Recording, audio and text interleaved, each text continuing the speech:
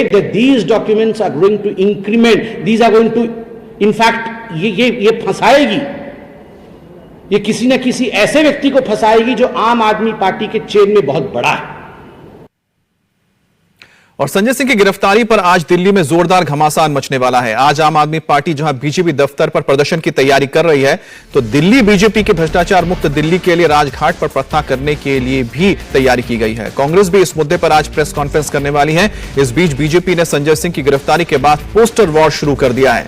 BJP ने poster जारी करके सिसोदिया के साथ संजय सिंह को सलाखों के अंदर दिखाया है।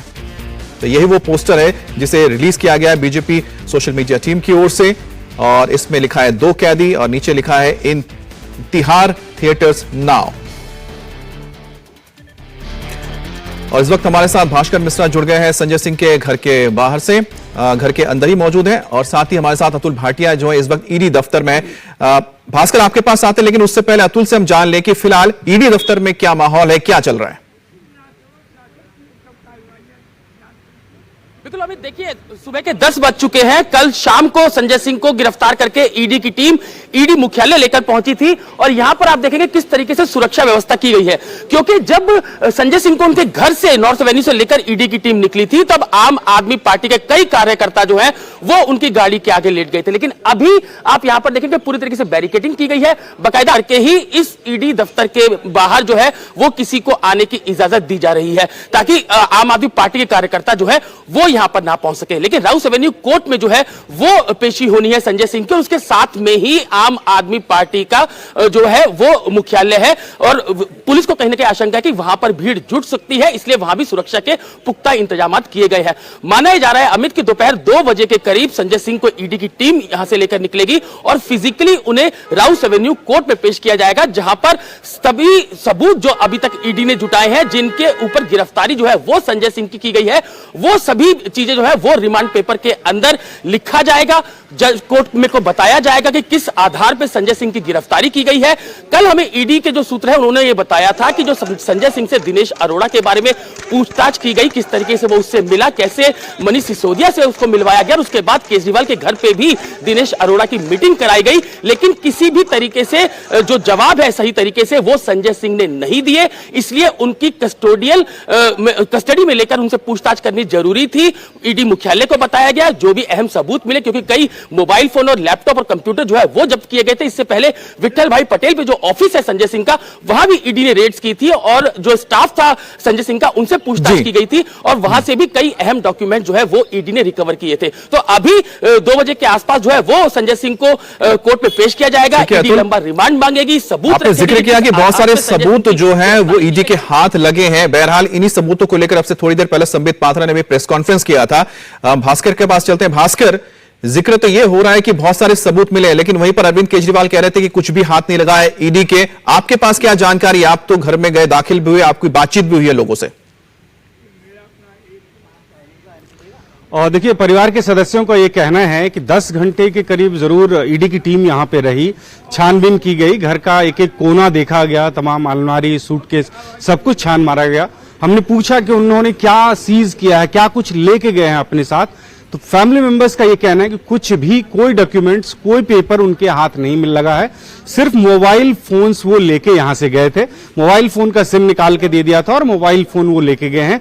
उसके अतिरिक्त कोई डॉक्यूमेंट, कोई सबूत यहां से नहीं उनको मिल पाया। जब ईडी की टीम आई थी यहां पे पूछताछ के लिए भी सिर्फ संजय सिंह से पूछताछ हुई है, उनकी पत्नी से महज कुछ देर के लिए जो उनके फोन कांटेक्ट है उसके बारे में पूछताछ हुई, और बाकी परिवार के किसी भी सदस्य से कोई पूछताछ नहीं हुई। और इस आधार पे परिवार को ये उम्मीद है कि कोई बहुत ज्यादा सबूत उनके पास नहीं है, और हो सकता है कि कोर्ट से उनको राहत मिल जाए, बेल मिल जाए, ये उम्मीद करते हैं। संजय सिंह के पिताजी से मेरी अभी बात हुई है, उनका भी यही मानना है कि ये राजनीतिक दुर्भावना के तहत ये कार्रवाई हो रही है, उनके पास कोई सबूत नहीं है। अदालत पे उम्मीद है, भरोसा है इनको कि अदालत से इनको न्याय मिलने वाली है जी। ये फैमिली की बात होगी। दूसरी तरफ पार्टी का ये मानना है कि पूरी पार्टी संजय सिंह के साथ है, ये दिखे। गिरफ्तारी के बाद अरविंद केजरीवाल से लेकर तमाम कैबिनेट के मिनिस्टर और सीनियर लीडर्स जितने भी हैं वो सब घर पे पहुंचे थे, और आज प्रदर्शन में पार्टी दफ्तर पे हर कोई पहुंच रहा है।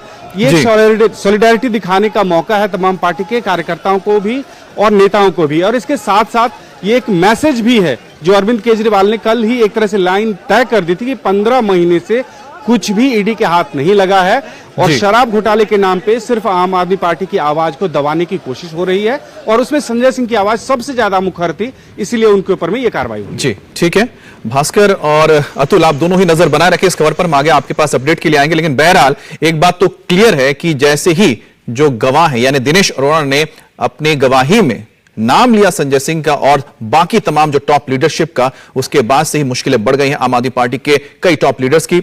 सबसे पहले पिछले साल हम बात करते हैं मनी लॉन्ड्रिंग केस में सत्येंद्र जैन की गिरफ्तारी हुई थी, उसके बाद इस साल के शुरू में ही मनीष सिसोदिया को गिरफ्तार कर लिया।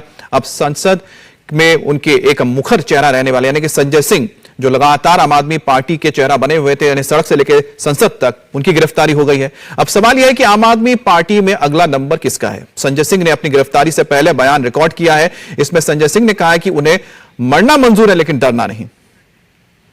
संजय सिंह के पिता ने इंडिया टीवी से बात की, उन्होंने कहा कि 9 साल से देश में यही हो रहा है, उनके बेटे के खिलाफ कुछ मिलने वाला नहीं है और जल्द ही कोर्ट से संजय सिंह को राहत मिलेगी।